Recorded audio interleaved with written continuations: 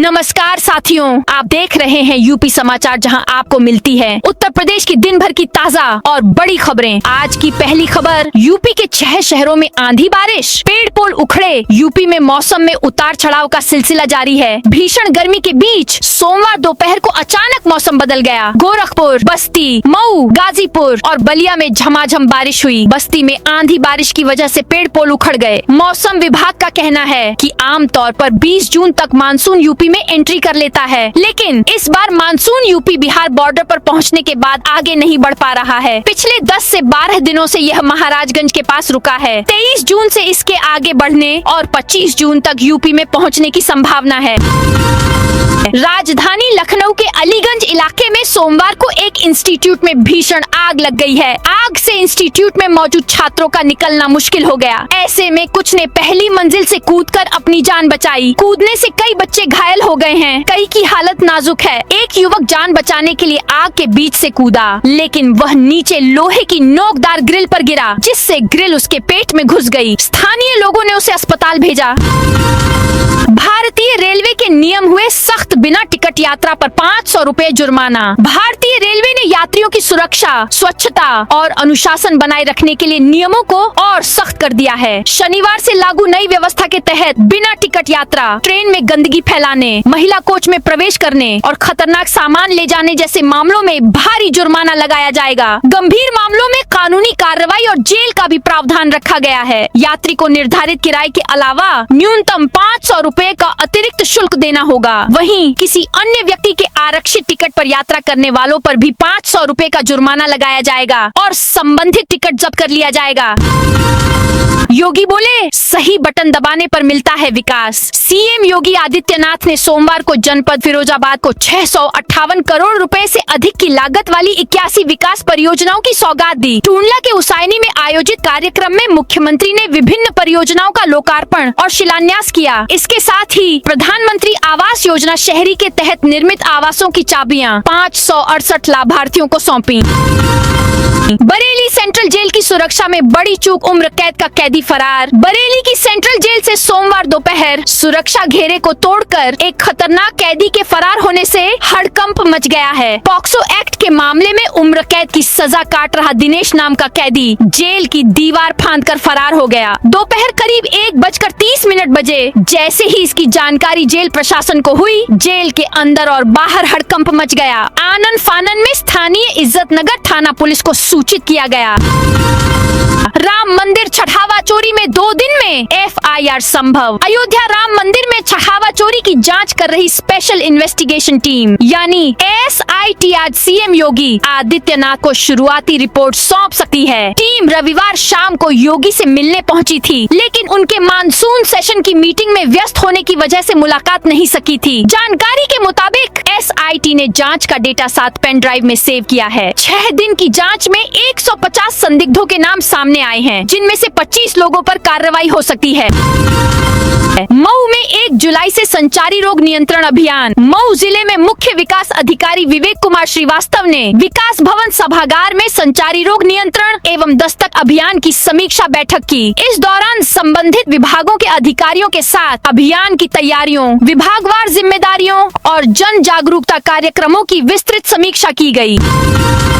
UP में वाहनों से हो रहे लगातार हादसों को रोकने के लिए यूपी सरकार ने सख्त कदम उठाए हैं। सरकार ये कदम वाहन मालिकों की बेचैनी बढ़ा सकती है। जिन वाहनों से सबसे ज्यादा हादसे हुए हैं, उन्हें जब्त करके उन्हें कंडम घोषित किया जाएगा। शासन की सख्ती के बाद परिवहन अधिकारियों को तत्काल और प्रभावी कार्रवाई करने के निर्देश दिए गए हैं। वाहन चालक का लाइसेंस निलंबित, निरस्त करने के साथ रजिस्ट्रेशन भी रद्द किए जाएंगे। रजिस्ट्रेशन रद्द होने का मतलब वाहन को स्क्रैप कराना ही होगा।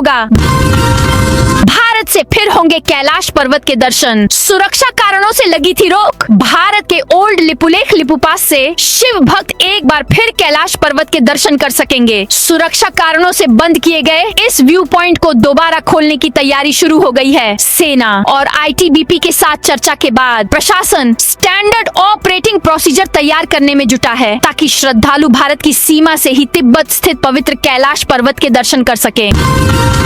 प्रयागराज में सब स्टेशन की अंडरग्राउंड केबलों में भीषण आग। प्रयागराज में कालिंदीपुरम 120 फीट सब स्टेशन के ऑटो फीडर की अंडरग्राउंड केबलों में भीषण आग लग गई। कुछ ही पलों में आग ने पूरी केबल का चपेट में ले लिया। दमकल के पहुंचने से पहले ही केबलें जल गईं। बाद में फायर सर्विस और बिजली विभाग की टीमों ने पहुंच आग बुझाई। आग की वजह से उस इलाके की विद्युत सप्लाई बंद कराई गई। हरदोई में निर्माणाधीन पुल का 70 फीट का स्लैब गिरा। हरदोई में शारदा नहर पर बन रहे निर्माणाधीन पुल का 70 फीट का स्लैब गिर गया। इसके नीचे 2 मजदूर दब गए। इनमें से एक की लखनऊ ले जाते समय मौत हो गई, दूसरे की हालत गंभीर है। हादसा उस वक्त हुआ जब सोमवार सुबह पुल पर क्रेन से सीमेंट का स्लैब चढ़ाया जा रहा था। यूपी के माध्यमिक स्कूलों में पढ़ाई जाएगी AI और रोबोटिक्स। प्रदेश के माध्यमिक विद्यालयों में पढ़ने वाले विद्यार्थियों को अब पारंपरिक पढ़ाई के साथ आधुनिक तकनीकों की व्यावहारिक जानकारी भी मिलेगी। राष्ट्रीय शिक्षा नीति के अनुरूप विद्यार्थियों में नवाचार, वैज्ञानिक सोच और तकनीकी दक्षता विकसित करने के उद्देश्य से प्रदेश के 18 मंडलों में ड्रीम लैब स्थापित की जा रही है। इसके लिए टाटा समूह के प्रतिष्ठान नेल्को के साथ हब और स्पोक मॉडल पर अनुबंध किया गया है। सीएम योगी आदित्यनाथ अलीगढ़ में 393 करोड़ रुपए की 10 विकास परियोजनाओं का लोकार्पण और शिलान्यास करेंगे। साथ ही वे जनसभा को संबोधित कर शहरी विकास और बुनियादी सुविधाओं से जुड़ी कई महत्वपूर्ण सौगातें देंगे। अलीगढ़ पहुंचने के बाद मुख्यमंत्री सबसे पहले करसुआ स्थित ITM कॉलेज पहुंचे, जहां से उन्होंने राजा महेंद्र प्रताप सिंह राज्य विश्वविद्यालय का निरीक्षण किया और विश्वविद्यालय परिसर में चल रहे विकास कार्यों की जानकारी ली। मुख्यमंत्री योगी का सख्त रुख। मथुरा में चक्रोड़ अतिक्रमण पर तत्काल कार्रवाई के निर्देश। मथुरा में चक्रोड़ पर कब्जे की शिकायत पर कार्रवाई नहीं होने से नाराज मुख्यमंत्री योगी आदित्यनाथ ने DM से जवाब तलब किया। उन्हें मौके पर जाकर कब्जा हटाने और आरोपितों पर FIR कराने का आदेश दिया है। सोमवार को 5 कालिदास मार्ग स्थित जनता दर्शन हाल में मथुरा से आए एक वृद्ध ने बताया कि गांव की चक्रोड़ पर अतिक्रमण कर लिया गया है। स्थानीय स्तर पर शिकायत की गई, लेकिन कार्रवाई नहीं हुई, जिस पर मुख्यमंत्री ने DM को स्वयं मौके पर जाने का निर्देश दिया। मेरठ में एक कॉलोनी ऐसी है जहां नगर निगम ने 35 साल में भी पेयजल लाइन नहीं बिछवाई। कंकरखेड़ा में सरधना रोड और खिड़वा रोड के बीच 35 साल पहले बसी न्यू सैनिक कॉलोनी में आज तक नगर निगम ने पेयजल की पाइपलाइन नहीं डाली है। सड़क पर लगे सरकारी हैंडपंपों पर दिन भर भीड़ रहती है, इसलिए लोगों ने घरों में सबमर्सिबल पंप लगवा रखे हैं। रविवार को कॉलोनी के लोगों ने मंदिर में बैठक की। कहा, अगर कॉलोनी में जरूरी सुविधाएं नहीं दी गयी तो धरना प्रदर्शन किया जाएगा। कारोबारी के बेटे ने कार से 7 पुलिसकर्मियों को रौंदा। मेरठ में ऑटो पार्ट्स कारोबारी के बेटे ने अपनी इनोवा कार से सड़क किनारे खड़े 7 पुलिसकर्मियों को रौंद दिया। इस दौरान एक कांस्टेबल का पैर टूट गया, 2 के हाथों की खाल छिल गई, बाकी के मुंह और नाक में चोटें आई हैं। मामले का CCTV सोमवार को सामने आया। इसमें दिख रहा है कि शनिवार देर रात 2:30 बजे गश्त पर निकले पुलिसकर्मी रोड किनारे पुलिस लीप के पास खड़े थे, तभी तेज रफ्तार इनोवा कार ने पुलिस कर्मियों को रौंदते हुए जीप से टकरा गई। बाराबंकी में गुटखा खाकर रील देखते नजर आए अधिकारी। बाराबंकी के नवाबगंज तहसील में आयोजित तहसील दिवस / समाधान दिवस के दौरान प्रशासनिक लापरवाही का एक वीडियो सोशल मीडिया पर वायरल हो रहा है। 41 सेकंड के इस वीडियो में एक अधिकारी का गैर जिम्मेदाराना रवैया कैद हुआ है। बताया जा रहा है कि यह घटना SDM गुंजिता अग्रवाल की अध्यक्षता में हुई। संबंधित अधिकारी पहले गुटखा खाकर उसका खाली पैकेट मेज के नीचे फेंक देता है। इसके बाद वह अपने मोबाइल फोन पर रील देखने में व्यस्त दिखाई देता है। राम मंदिर में ट्रस्टियों के भतीजे रिश्तेदार खरीद रहे थे जमीन। अंधा बांटे रेवड़ी, घरे घराना खाए, कुछ इसी अंदाज में अयोध्या राम मंदिर में छड़ावा चोरी के पैसों की बंदरबांट चल रही थी। सूत्रों के मुताबिक SIT की जांच में सामने आया है कि छठावे की गिनती से लेकर मंदिर के पूरे मैनेजमेंट तक छम्पत राय, अनिल मिश्रा और गोपाल राव के भतीजों और रिश्तेदारों ने जड़ें जमा रखी थी। SIT को निर्माण और जमीन खरीद में भी गड़बड़ी मिली है। सर्किल रेट से 17 गुना ज्यादा कीमत पर जमीनें खरीदने और निर्माण सामग्री में 40% कमीशन खोरी की बात भी सामने आई है। हरदोई में अखिलेश यादव के जातिवादी होर्डिंग हटाए गए। समाजवादी व्यापार सभा के प्रदेश सचिव रामज्ञान गुप्ता और समाजवादी युवजन सभा के पूर्व जिलाध्यक्ष हरिनाम सिंह यादव ने भारतीय जनता पार्टी की नीतियों पर सवाल उठाए हैं। उन्होंने बताया कि शहर में लगाए गए कुछ होर्डिंग्स में सपा अध्यक्ष अखिलेश यादव पर जातिवाद को बढ़ावा देने का आरोप लगाया गया था, जिन्हें सपा कार्यकर्ताओं ने हटा दिया। यूपी में कम बारिश की संभावना पर सीएम योगी ने लिया बड़ा फैसला। मुख्यमंत्री योगी आदित्यनाथ ने मौसम की स्थिति, मानसून की प्रगति, पेयजल आपूर्ति तथा भूजल संरक्षण संबंधी कार्यों की समीक्षा करते हुए जल संरक्षण को जल आंदोलन बनाने पर जोर दिया। मुख्यमंत्री ने कहा कि प्रधानमंत्री नरेंद्र मोदी के आह्वान पर संचालित कैच द रेन अभियान को प्रभावी ढंग से क्रियान्वित करना होगा। वर्षा जल संचयन को व्यापक जन भागीदारी से जोड़ने पर फोकस किया। आईपीएल में करोड़ों की सट्टेबाजी के 11 आरोपियों को जमानत। वाराणसी जिला एवं सत्र न्यायालय से आईपीएल मैच में करोड़ों रुपए की सट्टेबाजी करने के मामले में 11 आरोपितों को बड़ी राहत मिल गई। कोर्ट ने सभी को 50-50 हजार रुपए की 2 जमानतें एवं बंध पत्र देने पर रिहा करने का आदेश दिया।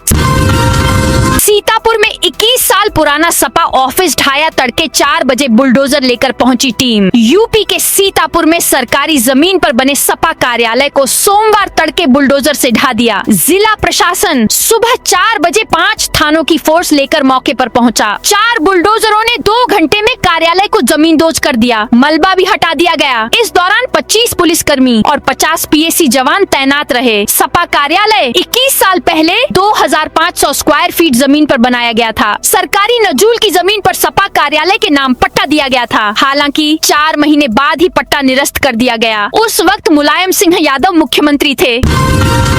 श्री कृष्ण जन्मस्थान के सचिव ने मुख्यमंत्री को लिखा पत्र। श्री कृष्ण जन्मस्थान मंदिर में छड़ावे और वित्तीय अनियमितताओं को लेकर उठे विवाद ने नया मोड़ ले लिया है। श्री कृष्ण जन्मस्थान सेवा संस्थान के सचिव कपिल शर्मा ने मुख्यमंत्री योगी आदित्यनाथ को पत्र भेजकर अपने खिलाफ लगाए गए आरोपों की सक्षम प्राधिकारी से जांच कराने की मांग की है। उनका कहना है कि जांच होने पर सच्चाई सामने आ जाएगी। गोमती रिवरफ्रंट घोटाले में सैफी परिवार ने पैसा खाया। सरकार के कैबिनेट मंत्री ओम प्रकाश राजभर ने सोमवार को एक बार फिर सपा प्रमुख अखिलेश यादव पर निशाना साधा। राजभर ने गोमती रिवरफ्रंट घोटाले को लेकर अखिलेश यादव पर तीखा हमला बोला। मंत्री राजभर ने कहा कि गोमती रिवरफ्रंट के लिए आवंटित धनराशि को अखिलेश यादव ने 2017 के विधानसभा चुनाव में खर्च कर दिया, क्योंकि पीएम मोदी की नोटबंदी के कारण वे अतीक अहमद के काले धन का इस्तेमाल नहीं कर सके। राजभर ने यह भी दावा किया कि वह अखिलेश राज के भ्रष्टाचार की फाइल्स एक एक कर सामने लाएंगे। एफआईआर न दर्ज होने पर थाने में छात्रा का हंगामा। प्रयागराज के कैंट थाने में एफआईआर दर्ज न करने से नाराज छात्रा ने थाने में जमकर हंगामा किया। उसने थाने में ही वीडियो बनाया जिसमें वह यह कहते सुनाई पड़ रही है कि अकेली आई हूँ तो क्या रिपोर्ट नहीं दर्ज करोगे। इस दौरान उसकी थाने के इंस्पेक्टर से जमकर नोकझोंक भी हुई। इंस्पेक्टर ने कहा, वीडियो बनाओगी तो मैं डर जाऊंगा क्या। फिलहाल हंगामे के बाद पुलिस ने रिपोर्ट दर्ज कर ली है। मामला शादी का झांसा देकर शोषण करने का है। फिलहाल पुलिस आरोपी की तलाश कर रही है।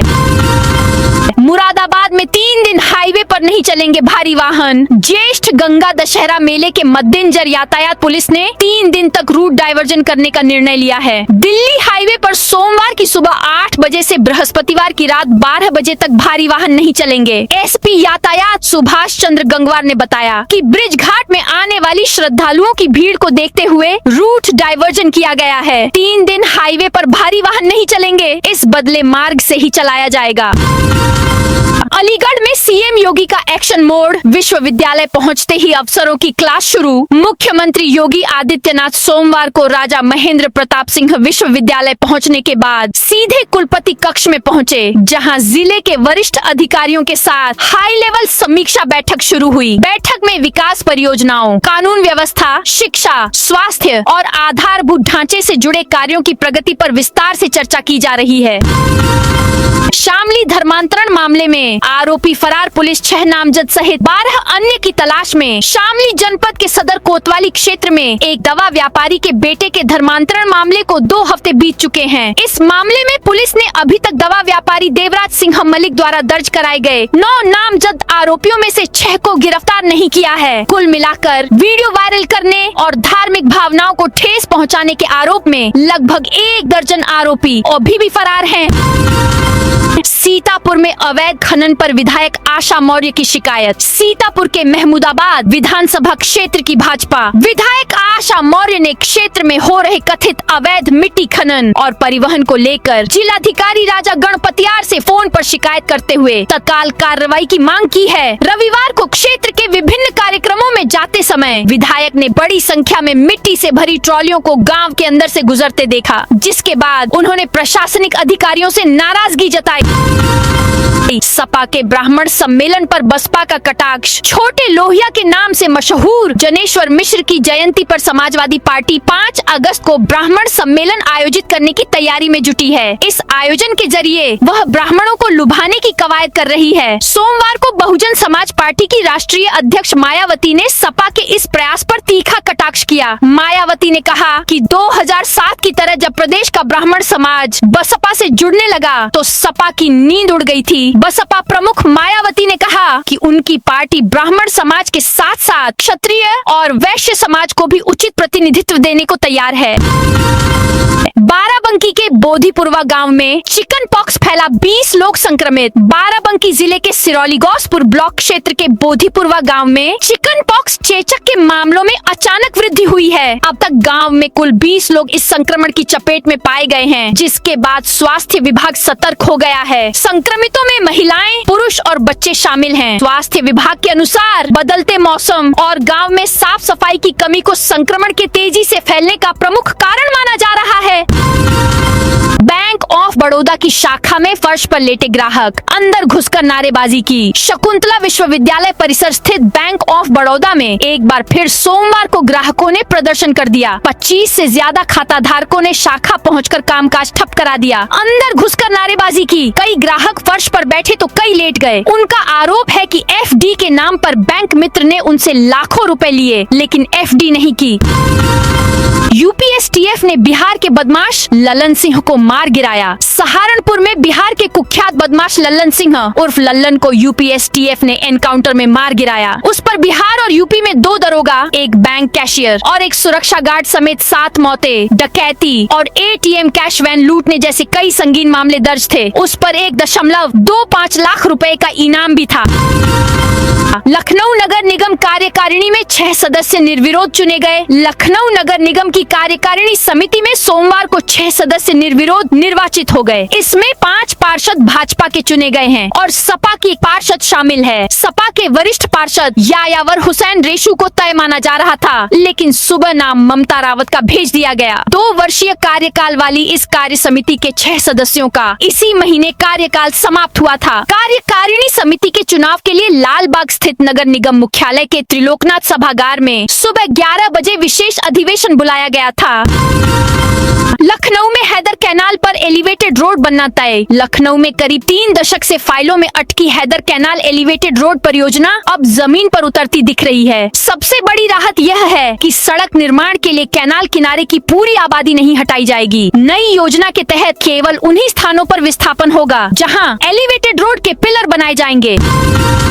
न्यू नोएडा DNGIR का बनेगा GIS मैप। 80 गांवों की नदियों, दादरी, नोएडा, गाजियाबाद निवेश क्षेत्र यानी न्यू नोएडा को बसाने की तैयारी अब जमीनी स्तर पर तेज हो गई है। 80 गांवों को मिलाकर विकसित किए जाने वाले इस नए शहर के लिए नोएडा प्राधिकरण ने विभिन्न विभागों और संबंधित प्राधिकरणों से GIS जियोग्राफिक इंफॉर्मेशन सिस्टम आधारित भू स्थानिक डेटा मांगा है। इसमें नदियां, नहरें, तालाब, आंतरिक और मुख्य सड़कें, हाईवे समेत अन्य प्राकृतिक और आधारभूत संरचनाओं की जानकारी शामिल होगी।